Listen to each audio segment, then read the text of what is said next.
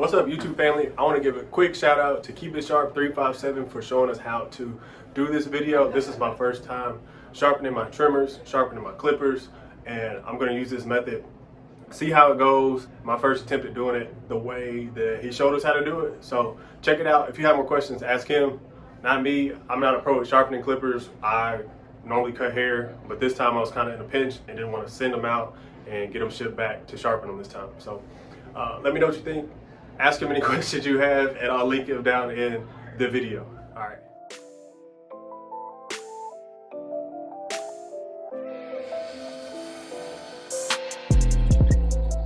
So the first thing I got to do is take off the blades of the clippers, and then I'm going to get my sandpaper set up. So I got 120 grit and I got 220 grit. So I got them taped down to a flat surface. So I got the 120, the one we're going to use first, and then we got the 220 grit. That one's on the back side. So the first one, the 120 grit, we're going to take our magnet, connect it to the blade, and then we're going to go over the 120 grit. And I believe I did it about 10 times on the first pass, and then you do twice as many strokes on the smaller grit sandpaper. So check this out so we can see exactly how it looks before, and then I'll show you as we go what the blades look like before, during, and after. What we're going to do is drag the teeth of the blade, or drag the blade away from the teeth. So we're going to have the teeth pointing towards your left, the top part of the blade, and we're going to pull it backwards so that everything will be straight, and we're just going to apply a little bit of pressure. So not very much, like we don't want to have sand marks, but we do want to file the blade down, if that makes sense. So we're just making sure everything's going to be straight, looking at the blade to see what it looks like again, and start with the first couple strokes.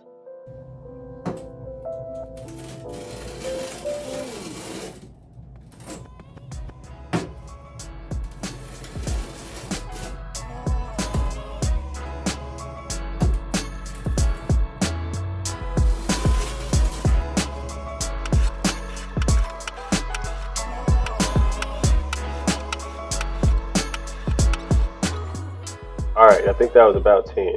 Can you tell the difference? I think it looks a little bit better. It looks shinier at least, and we got all of the old crud off of it. So we're gonna do 20 on the fine grit.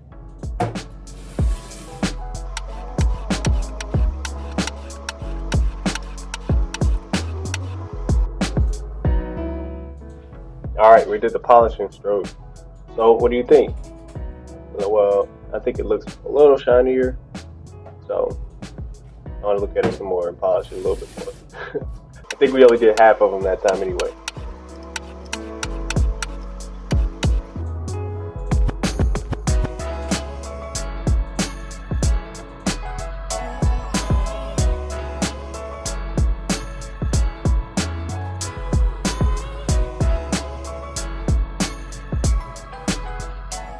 Okay, so the fine grit looks a little bit better. The 220 grit helped. We did a few more strokes, and now it looks almost like a little mirror, so it feels pretty smooth. And I'm gonna move on to the bottom blade. We're gonna see what happens once we sharpen both of them.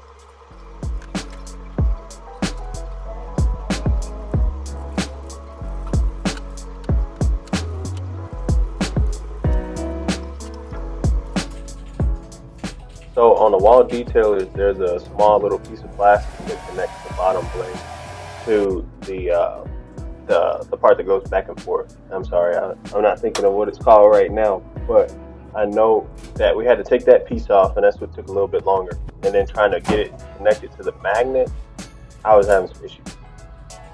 So what we did was we took a piece of duct tape and used that to drag it along, and just making sure that we're doing that pretty even. So it took a while to figure that out, so I took the bloopers out.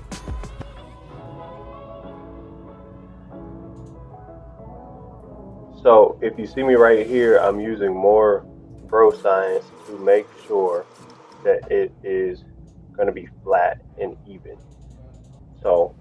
see me right here double, triple checking just to make sure it is filed to a flat place. So I just want it to all be one even plane so that the blades don't have any friction, but to also make sure that they're really sharp.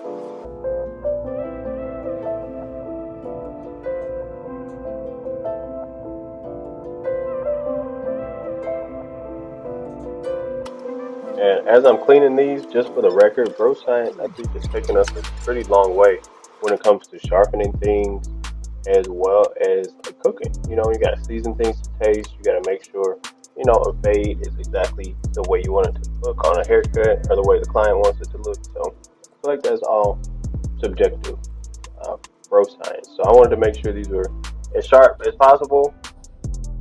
Let me know what you think. If they look like they're zero gap to what would be right underneath a zero. So I keep mine right underneath because I don't want them to ever bite somebody.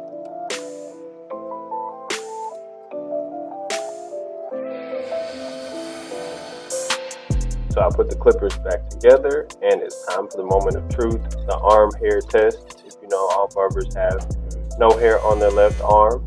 It's because they test all their trimmers and clippers on their hand and arm. So we're gonna see. Looks like it works. See that expression now? It's genuine. Like, okay, this works. And on the forearm, we're gonna test it. And I've tried it on a few clients. I've been using it. I waited a little while to see how long they lasted, and it's been about 2-3 months. So now I'm going to sharpen them again. I mean, it worked for me.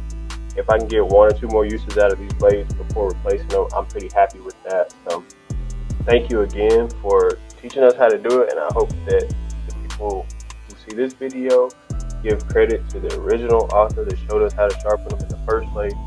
So thanks again. Thanks for watching. And let me know what questions you have about the trimmers.